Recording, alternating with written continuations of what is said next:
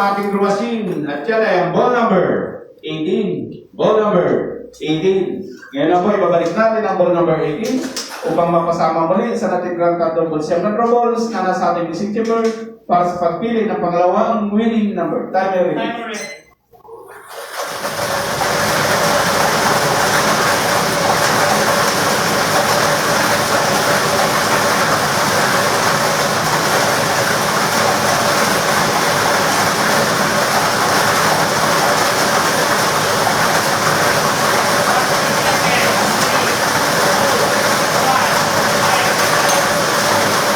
Pili na po ng pangalawang bola ng ating draw machine. At yan ay ang ball number 22.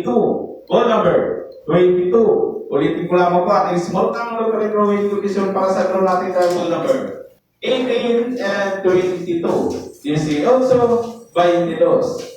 May pipirma nga po ating panel judges para po sa ating official draw result.